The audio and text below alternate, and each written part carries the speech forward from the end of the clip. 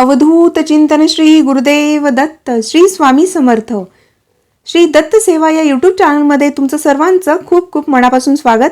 जर गिरनारला जाणार असतील तर हा व्हिडिओ पूर्ण पहा आणि आवडला तर लाईक आणि सबस्क्राईब करायला विसरू नका. चला तर व्हिडिओला सुरुवात करूया. गिरनार गुरु शिखर हे जुनागडमध्ये आहे आणि गिरनारला कसं जायचं किंवा गिरनार विषयीचा व्हिडिओ देखील आपल्या चॅनलवर आहे. तो तुम्ही पाहिला नसेल तर नक्कीच पहा.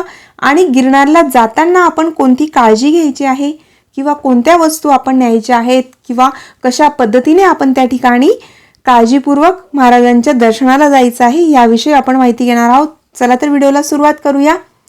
तर गिरनार दर्शनाला जाताना आपल्याला गिरनारला पादुका दर्शनासाठी जाताना पहिल्या पायरीवर नतमस्तक होऊन महाराजांना शरण जायचं आहे आणि महाराजांना विनंती करायची आहे की गिरनार गुरु शिखर चढवणारे तुम्हीच आहात. गिरनारला आम्हाला जेवढ्या पायऱ्या आहेत तेवढ्या 10,000 पायऱ्या तुम्ही आमच्याकडून ते चढवून घेणार आहात हे महाराजांना आपण विनंती करायची आहे. आणि त्यानंतर पहिल्या पायरीजवळील जे चढवावा मारुती आहेत तर त्यांचं आपण अगोदर दर्शन घ्यायचं आहे.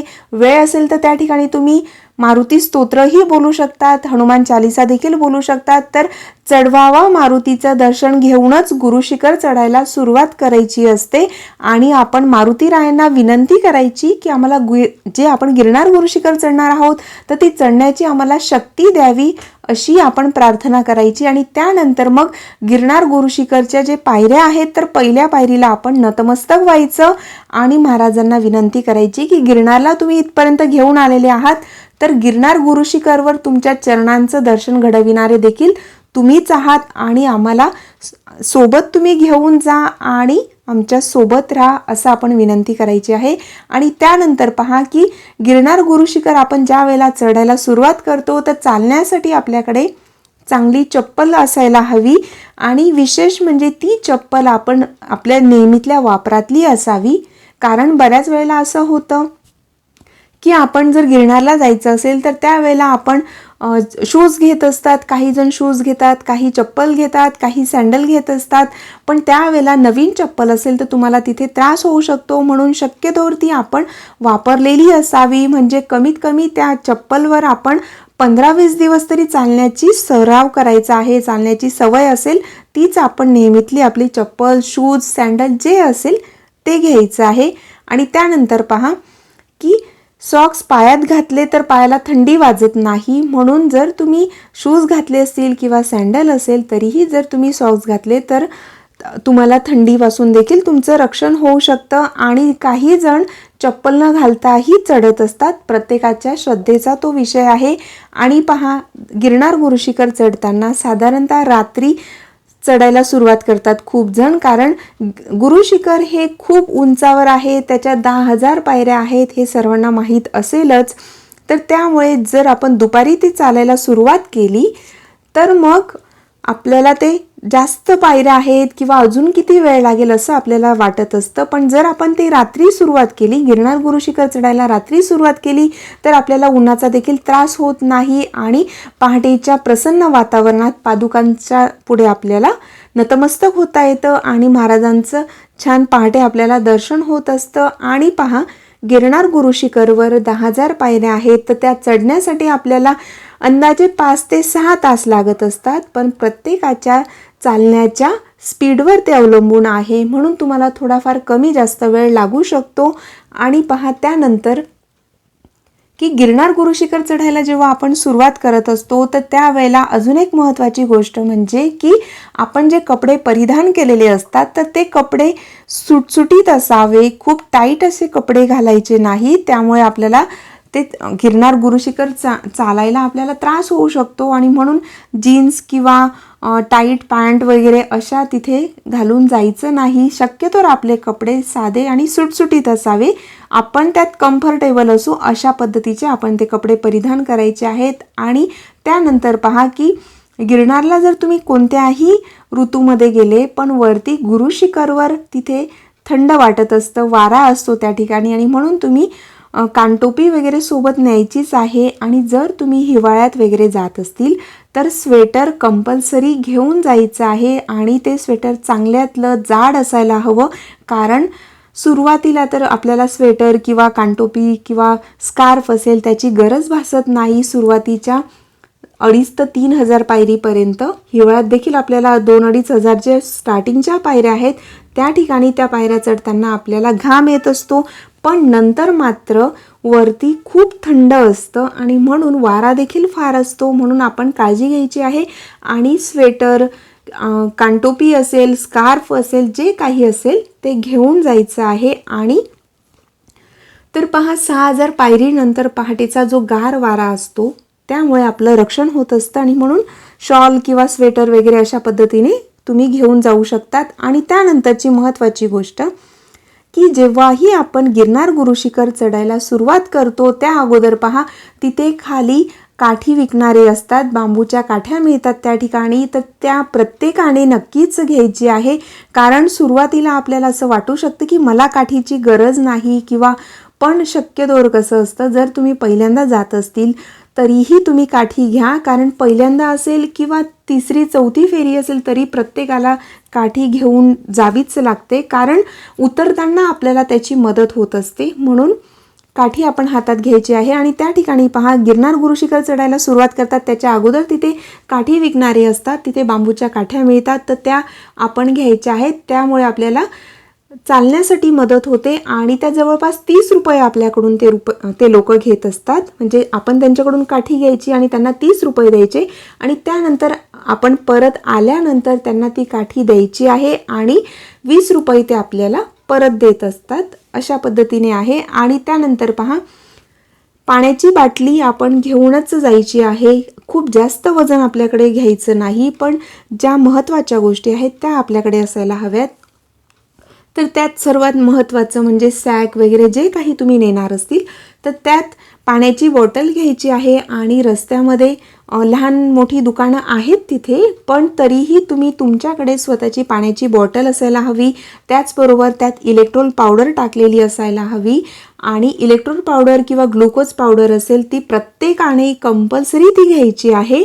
आणि त्याचबरोबर अजून एक महत्त्वाची गोष्ट की स्वीटमध्ये तुम्ही चॉकलेट्स वगैरे अशा पद्धतीचंही सोबत ठेवू शकतात. त्याचबरोबर ड्राय खाऊ असेल, काही ड्रायफ्रूट्स असतील किंवा बिस्किट असेल किंवा वेफर्स जे काही असेल तेही तुम्ही थोडंफार ठेवायचं आहे, कारण एवढ्या उंचावर जर गरज वाटली तर ते तुम्ही तेव्हा खाऊ शकतात. आणि म्हणून हलका फुलका असा सोबत ठेवायचं आहे, बिस्किट वगैरे असं. आणि त्यानंतर पहा की 300 पायरीनंतर खूप घाम येतो आणि त्यामुळे देखील विकनेस वगैरे येऊ शकतो किंवा थकवा येऊ शकतो. आणि म्हणूनच ग्लुकोज पावडर किंवा इलेक्ट्रोल पावडर टाकून घ्यायची आहे, जे तुम्ही पाण्याची बॉटल घेतलेली असेल त्यात.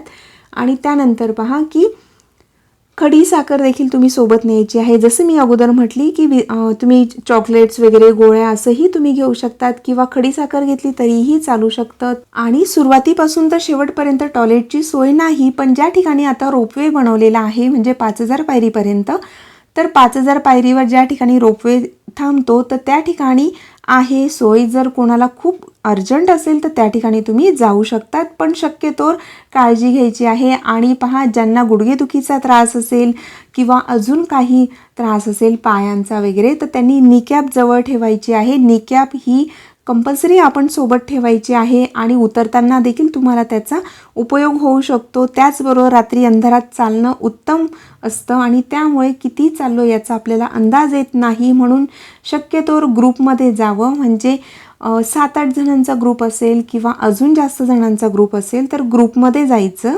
रात्री जर तुम्ही गुरुशिखर चढायला सुरुवात करणार असतील तर ग्रुपने गेलं तर ते तुम्हाला जास्त कठीणही वाटणार नाही. त्याचबरोबर एकमेकाची सोबत देखील होऊ शकते. आणि चढताना पायऱ्यांवर नंबर टाकलेले असतात, तर त्या नंबर जे दिलेले असतात म्हणजे आपण किती पायऱ्या चढून आलो तर ते आपण जाणीवपूर्वक दुर्लक्ष करायचं आहे त्याकडे, कारण आपलं चालण्याचा स्पीड त्यामुळे कमी होऊ शकतो किंवा अजून आपल्याला असं वाटू शकतं की अजून एवढ्या पायऱ्या राहिल्या आहेत वगैरे. त्यापेक्षा आपण तिकडे लक्ष न देता नामस्मरण करत आपण एक एक पायरी चढत जायचं आहे. आणि महाराजांचं आपण दत्तबावणी असेल किंवा घोर कष्टोद्धारण स्तोत्र असेल किंवा महाराजांचं नामस्मरण करत आपण गुरुशिखर चढायचं आहे. आणि पहा, त्याचबरोबर जे पॉकेट टॉर्च असतात तर त्या आपण सोबत ठेवायचीच आहे. जेव्हा तुम्ही बॅग पॅकिंग करायला सुरुवात करतील त्यावेळेला एक एक वस्तू व्यवस्थित आठवणीने ठेवायची आहे. पॉकेट टॉर्च ही प्रत्येकाने सोबत घ्यायचीच आहे. त्याचबरोबर 2 एक्स्ट्राचे सेल देखील तुम्ही बरोबर ठेवायचे आहेत. आणि वाटेत लाईट आहेत पण तरी देखील अधूनमधून काही अंतरावर थोडा अंधार असतो म्हणून ते आपण घ्यायचं आहे. आणि त्याबरोबर पहा की आपल्यापेक्षा बरेच जण फिजिकली अनफिट असतात. वयस्कर लोक देखील गिरनार पर्वत चढतात आणि त्यामुळे महाराजांवर जर तुमची पूर्ण श्रद्धा असेल तर तुम्ही नक्कीच गिरनार गुरुशिखर चढू शकतात. आपला विश्वास आणि आपली जिद्द महत्त्वाची आहे आणि महाराजांचं नामस्मरण करत आपण गिरनार गुरुशिखर चढायचं आहे. आणि ज्या वेळेला तुम्हाला थोडं वाटायला लागेल की आपण आता थकलोय त्यावेळेला तुम्ही थोडं 2-5 मिनटं थांबून तुम्ही पुन्हा आणखी चालायला सुरुवात करू शकतात. तर जेव्हा आपण नामस्मरण करत महाराजांचं नामस्मरण करत गुरुशिखरची एक एक पायरी चढत असतो त्यावेळेला आपल्याला शक्ती एक वेगळ्या प्रकारची शक्ती प्राप्त होत असते. आणि म्हणून आपण नामस्मरण आणि पूर्ण श्रद्धा ठेवायची आहे की आपण गुरुशिखर चढणारच आहोत आणि महाराज आपल्याला नक्कीच त्यांच्या चरणांचं दर्शन घडवतील असा मनात दृढ विश्वास ठेवून गिरनार गुरुशिखर चढायला सुरुवात करायची आहे. आणि त्याचबरोबर अजून एक महत्त्वाची गोष्ट की प्रत्येकाने भीमसेनी कापूर असतो तो भीमसेनी कापूर एका लहान कापड्यात बांधून त्याची पुरचुंडी बनवायची आहे आणि ती आपल्याजवळ ठेवायची आहे किंवा तुम्ही एखाद्या रुमालामध्येही ती बांधू शकतात. तर भीमसेनी कापूर असेल तोच घ्यायचा आहे. कारण जेव्हा तुम्ही गुरुशिखर चढायला सुरुवात करतील ते खूप उंचावर आहे पण काहींना तिथे श्वसनाचा त्रास होऊ शकतो, श्वास घ्यायला वगैरे त्रास होऊ शकतो. शक्यतोवर तसा त्रास होत नाही पण ज्यांना अगोदरपासून काही त्रास असेल तर त्यांना अजून जास्तीचा त्रास होऊ शकतो. म्हणून ती प्रत्येकाने जवळ ठेवायचं आहे कापूर. तर ते हुंगून देखील तुम्ही गुरुशिखर चढायला सुरुवात करू शकतात. म्हणजे जर काही त्रास झाला तर तुम्हाला त्याची मदत होऊ शकते. त्याचबरोबर ज्या काही तुमच्या मेडिसिन असतील रेग्युलरच्या वगैरे जर तुम्ही घेत असतील त्याही सोबत ठेवायच्या आहेत. त्याचबरोबर पहा पेनकिलर वगैरे असतील तर त्याही सोबत ठेवायच्या आहेत. आपल्याला गरज नाही भासली पण जर कोणाला गरज लागली तर आपण त्यांनाही मदत करू शकतो म्हणून पेनकिलर जवळ ठेवायच्या आहेत. त्याचबरोबर पहा अजून एक महत्त्वाची गोष्ट जर तुमच्याकडे दत्त महाराजांच्या किंवा स्वामींच्या जर चरणपादुका असतील चांदीच्या किंवा लाकडी ज्या तुमच्याकडे असतील तर त्याही तुम्ही तिथे स्पर्श करायला घेऊन जाऊ शकतात. हे कंपल्सरी नाही आपल्या इच्छेनुसार आपण ते करायचं आहे. किंवा काही जण गुरुचरित्र असेल त्यांच्याकडे तर तो ग्रंथ देखील तिथे स्पर्श करण्यासाठी घेऊन जात असतात. पण हे फक्त मला ती माहिती होती म्हणून मी फक्त ती सांगितलेली आहे पण ते कंपल्सरी नसतं. आणि त्याचबरोबर उतरताना हळूहळू उतरायचं आहे आणि घाई केली तर पायात गोळे येतात. उतरताना काठीचा आपल्याला फार उपयोग होत असतो कारण आपल्या पायांचा भार थोडा काठीवर टाकावा म्हणजे उतरणं अतिशय सोपं जातं. आणि जमेल तर उतरल्यावर आपण पायाला मॉलिश करून घ्यायची आहे त्यामुळे थोडा आराम मिळतो. आणि तिथे ॲक्युप्रेशरचे मशीन घेऊनही लोक बसलेली असतात खाली उतरल्यावर किंवा मग तुम्ही राहतात त्या ठिकाणी देखील बऱ्याच ठिकाणी तिथे मालिश करून देणारे असतात. पायांना मालिश करून घ्यायची आहे. अगदी 2-3 मिनटं आपणही त्या मशीनवर उभं राहिलं तरीही आपल्याला जरा आराम मिळत असतो. तर अशा पद्धतीनेही तुम्ही करू शकतात. आणि त्रिपुरारी पौर्णिमेच्या 4 दिवस आधी गिरनार परिक्रमा असते. वर्षातील फक्त हे 4 दिवस फॉरेस्ट डिपार्टमेंट हा जंगलातील रस्ता खोलते आणि तेव्हा किमान एकदा तरी ही परिक्रमा करावी. याला खूप पौराणिक असं महत्त्व आहे. गिरनार गुरुशिखर चढणं ही वेगळी गोष्ट आणि गिरनार परिक्रमा करणं हे वेगळं आहे. तर गिरनार परिक्रमा कशी करावी याविषयीचा व्हिडिओ आपल्या चॅनलवर आहे.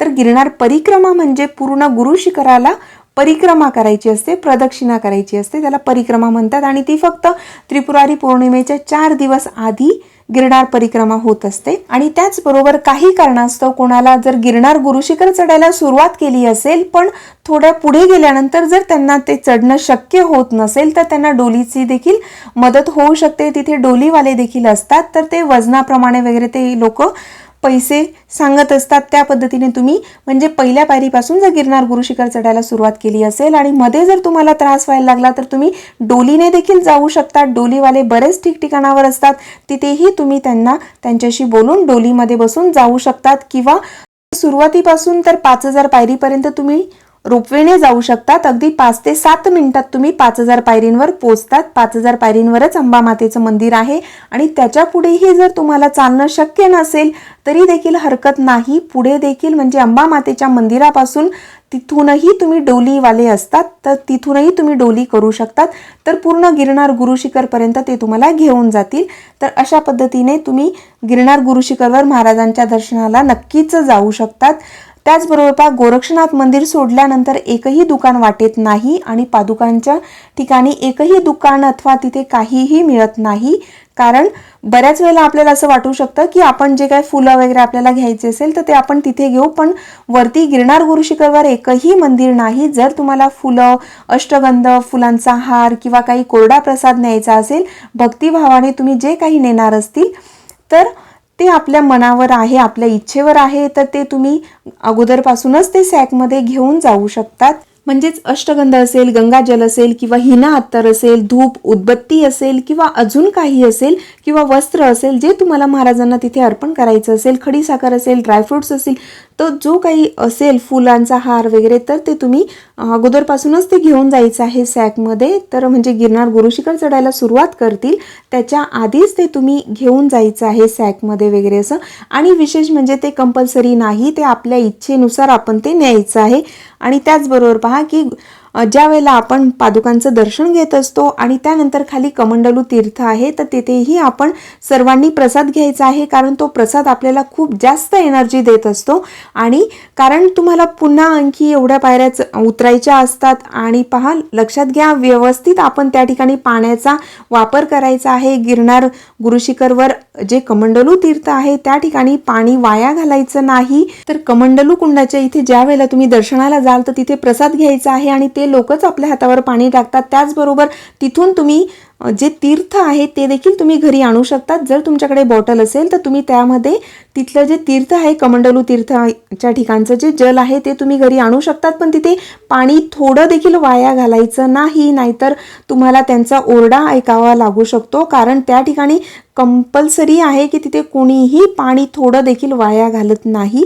ही गोष्ट प्रत्येकाने लक्षात घ्यायची आहे आणि आपल्याला जमेल त्या पद्धतीने तिथे दान देखील करायचं आहे. तर अशी ही माहिती होती. जर आवडली असेल तर लाईक आणि शेअर करायला विसरू नका. श्री गुरुदेव दत्त. जय गिरनारी.